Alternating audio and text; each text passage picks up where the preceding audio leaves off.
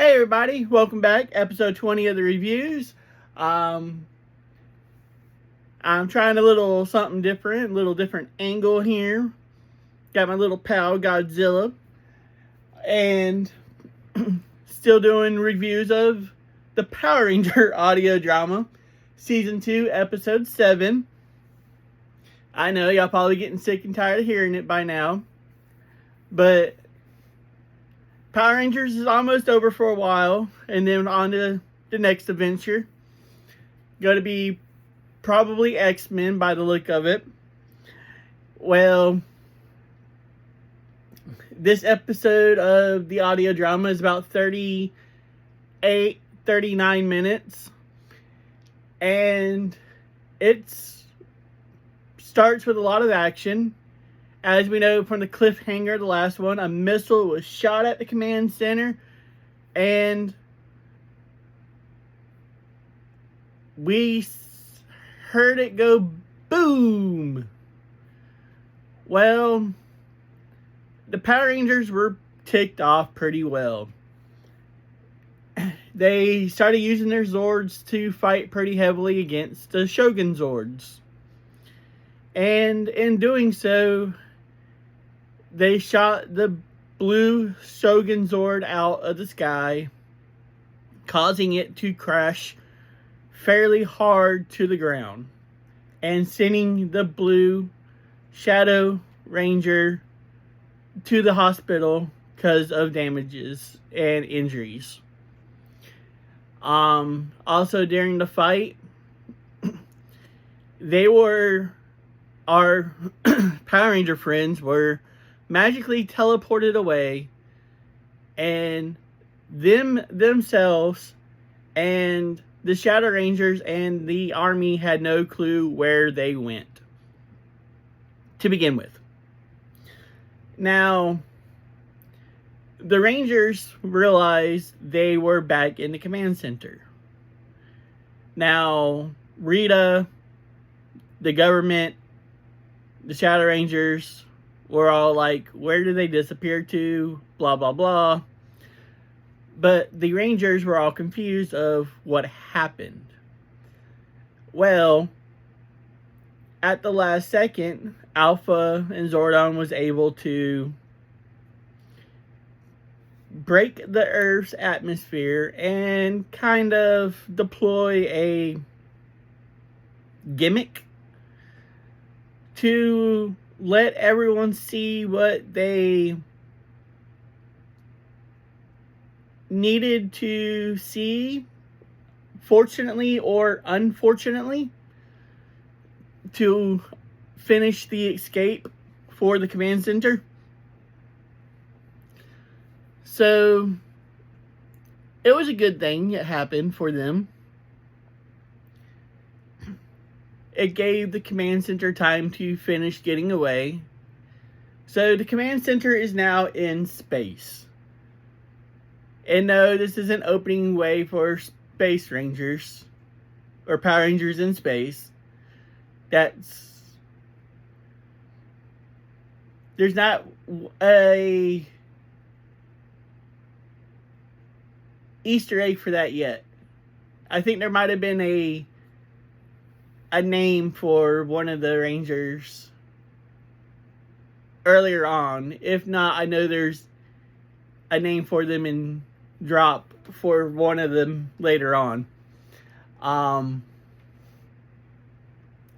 Yeah, Kara will hide Easter eggs of name drops for Rangers and Power Ranger cities. And so listen for those when you're listening to the shows. I have not named them on purpose. And then we cut away to basically Tommy.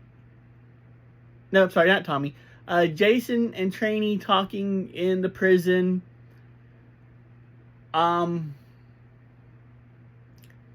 It's about their relationship, for say.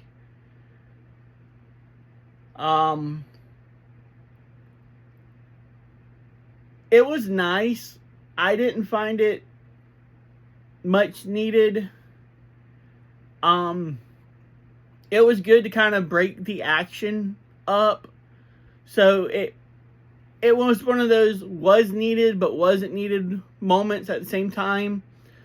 It was needed for future episodes, but wasn't needed for this particular episode, but it was kind of right moment, right time, if that makes sense. And with that,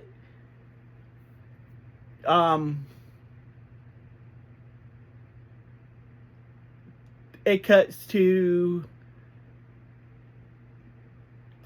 Kat talking to Rita and her getting her orders of what to do next. And boy, is it a doozy. She gets ordered to destroy one of the military bases as the Pink Thunder Ranger, to make it public, to make it newsworthy, to help turn the world against the Power Rangers. More so.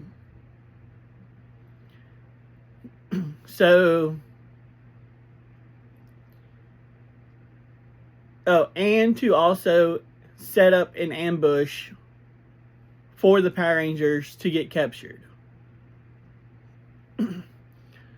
Now, she's a little bit more on board for that one over the destroying the military base. But since her family's being threatened, feels like she still has to do it. So she gets her communicator, her morpher, and teleports herself to the command center. Alright.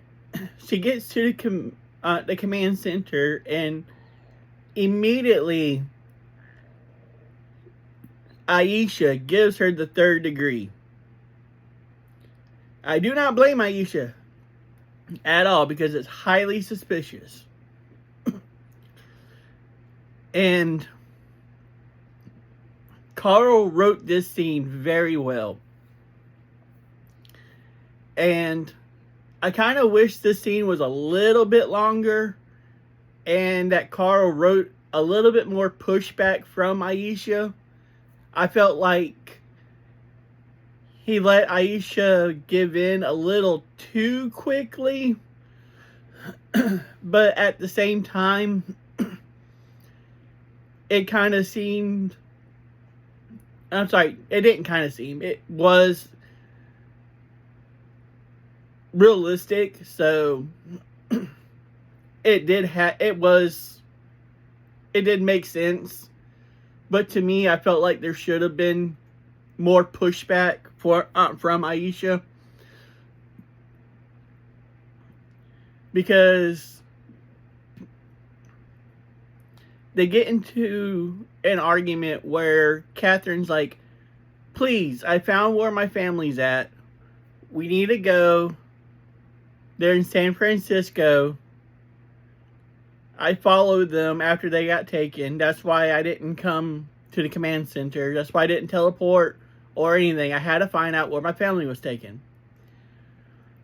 I've been following them, and I just wanted to know where they were at before anything.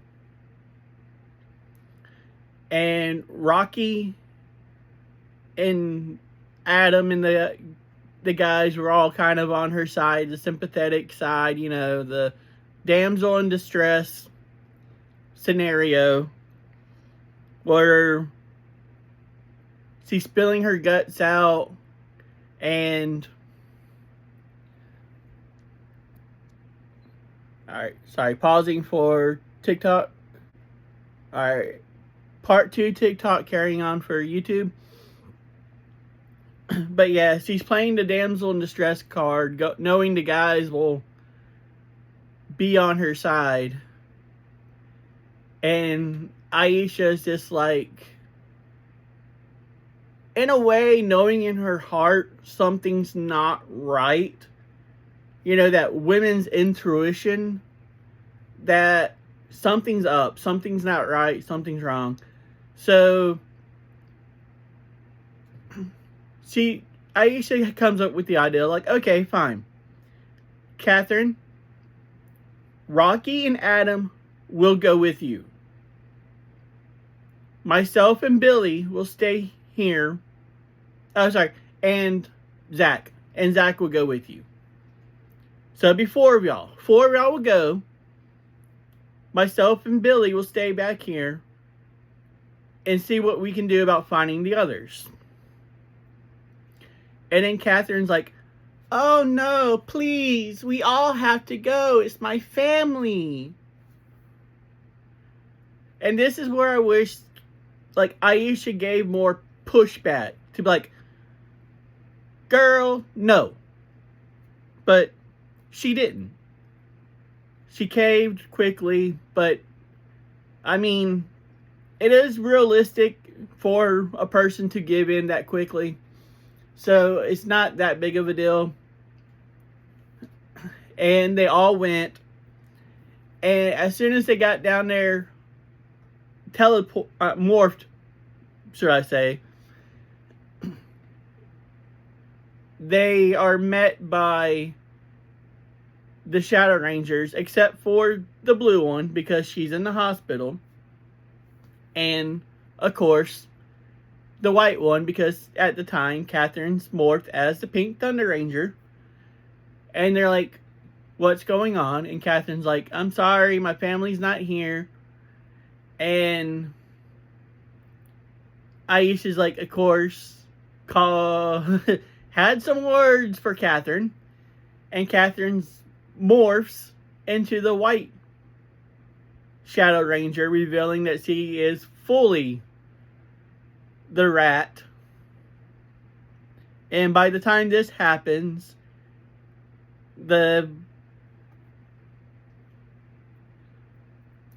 sorry, my mind just went blank. The device Catherine planted in the command center that helped her spy on them when she wasn't there at the command center detonated an EMP, so Alpha could not teleport the Rangers out. Well, the Shadow Ranger powers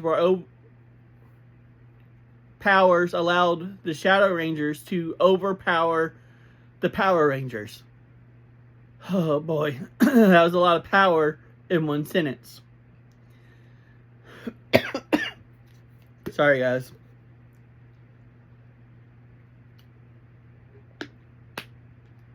Oh man, throat got dry. Well, they captured them, took their power coins away, and everything, and locked them up with the rest of the Rangers and their families. Of course, splitting them up into different cells. Then we cut to Tommy and David. No, sorry. Jumping ahead. And then Kimberly... I said Kimberly. I meant Catherine morphs back to the Pink Thunder because she has to use her Zord for that power. And she flies to... Oh goodness, my mind just went blank. It was either Stone Canyon or Angel Grove military base. And blows it up. Wipes it off the map, pretty much. And it makes news all over the place. Well, the Rangers that were just captured, being in transport, are being told about what just happened. And they're like, there's no way. We're all right here. Catherine's not one of us. She's being controlled by Rita. The general's like, what are you talking about? Rita's not a part of this. Nice try making up lies. And then they get locked up in the cells. So we jump to Tommy and David, and Tommy reveals to David about the whole white light Saba issue, which I have not talked about. Sorry, Shane. And reveals that he's slowly being taken over by the white light. That he's losing his humanity. That if he gives, that he can quickly give himself up to it, or the more he uses his power, the more he loses himself to the power, the white light anyways. To be, in a sense, a greater human being with no emotions, feelings of any kind, physical or emotional. To be faster, stronger, blah, blah, blah, blah, blah. And he feels like he needs to give it himself up to the white light to get everyone out of there. And he ends up doing so.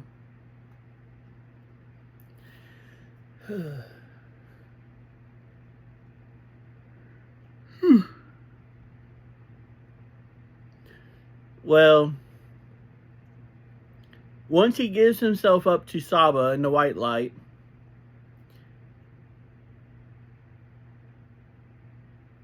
the power coins that Rita is playing with, because she's, wow, sorry, I gotta stop for a second.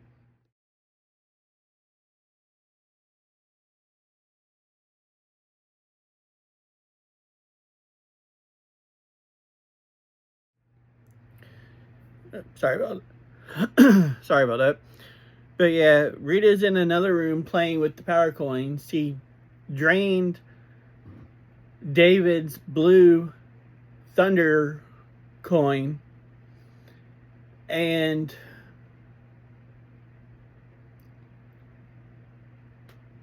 before she could drain any other ones, when Tommy gave himself up, Tommy's power coin began to glow, and it shot itself out of the room and went straight to Tommy, and he basically morphed without the morpher.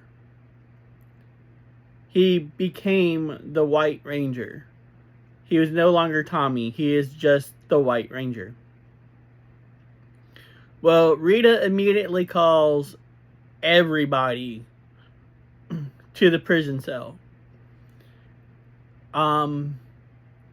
Tommy breaks through the prison cell, of course, using his powers, and is met by the red, black, and yellow Shadow Rangers. They blast him with their blasters, and he basically walks through them like the bullets. He beats up red and black like they're nothing. And yellow's like, oh, you're big and tough. Try me on for size. And he beats her up like she's nothing. And he's like, now I want to make an example of one of y'all. I wish it was white, but you'll have to do. He picks Yellow up one-handed and then stabs her with Saba and through the stomach.